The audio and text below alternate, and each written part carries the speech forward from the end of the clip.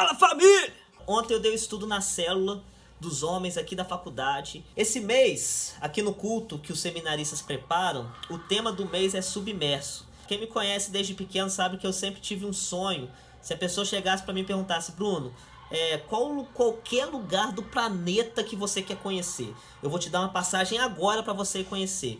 Se a pessoa chegasse para mim e me fizesse essa proposta, eu ia falar para ela, olha, o meu sonho sempre foi conhecer as cataratas do Iguaçu. E há algum tempo atrás eu planejei e Deus me abençoou e eu pude ir lá conhecer esse lugar. E durante toda a viagem eu fui e voltei com um tema e um versículo na minha cabeça, que era a voz do Senhor é como o som de muitas águas.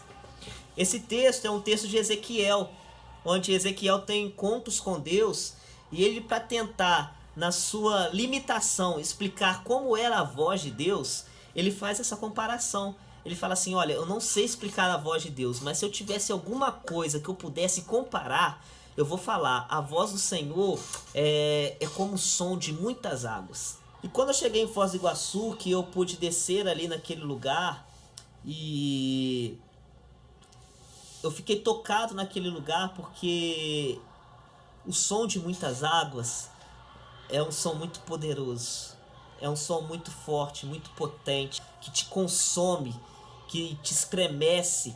Eu falei, nossa, isso daqui é a voz do Senhor? A voz do Senhor é como o som de muitas águas? É assim que é a voz do Senhor? Então, eu fiquei emocionado aquele dia porque foi a realização de um sonho, mas também porque esse versículo estava me tocando profundamente naquele momento. Era como se eu pudesse contemplar um pouco da glória que Ezequiel teve. E como eu já falei, o tema aqui era submerso. E eu fiquei imaginando a voz de muitas águas sobre essa perspectiva de submersão. E quem já teve essa oportunidade sabe que ali é um momento, um lugar de paz, um lugar de refúgio, onde você foge dos problemas, parece outro mundo. Só que esse lugar de submersão, a princípio, ele é um lugar de paz, de tranquilidade, de conforto, mas aos poucos ele vai perdendo essa característica. Eu ouvi uma frase uma vez que a pior companhia a qual nós não queremos ver e nem encontrar é com nós mesmos. E é nesse submerso ali, onde você está em outro mundo, que você começa a olhar para dentro de si, começa a ver o seu interior e começa a observar todas as suas falhas, os seus erros, os seus pecados, e você começa a ser confrontado com aquela realidade a qual você precisa se transformar. Aquele lugar que a princípio era um lugar de paz começa a se tornar um lugar de desconforto, porque acaba sendo um lugar de confronto. Então rapidamente você já quer sair, fugir daquele lugar, subir novamente para a superfície. Bom, o texto básico que eu peguei para montar esse estudo foi Lucas 5, do 12 ao 16. Dele diz que Jesus curou um homem leproso e depois fala para ele procurar o sacerdote e para que o sacerdote pudesse confirmar a sua cura e que ele não contasse nada para ninguém. Só que a fama de Jesus começa a alcançar os povos e todos aqueles que estavam em volta vêm até o encontro de Jesus a fim de serem curados. E o versículo 16 diz assim, mas Jesus, entretanto, saiu para o deserto a fim de orar. É algo de Deus curar outras vidas. Só que Jesus viu que mais importante que isso era se retirar para ir ao deserto para orar. Ou seja, Jesus se retirou para ir para um lugar de submersão, para um lugar de intimidade, porque ele via que isso era mais necessário, era mais importante do que curar aquelas vidas naquele momento.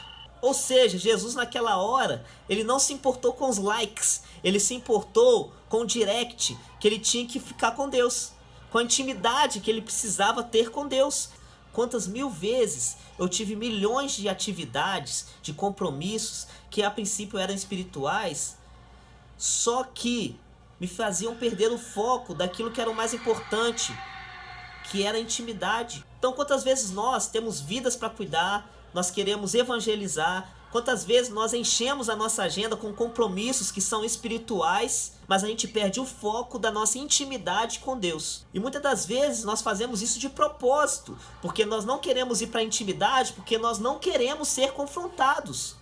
Se você já submergiu, você sabe que você não ouve nada e que você não vê nada porque a água é turva. Nós não escutamos nada, nós não vemos nada e fala: Deus, você esqueceu de mim, eu estou aqui largado neste lugar. Só que muitas das vezes nós esquecemos que o silêncio também fala, por mais estranho que essa frase possa parecer.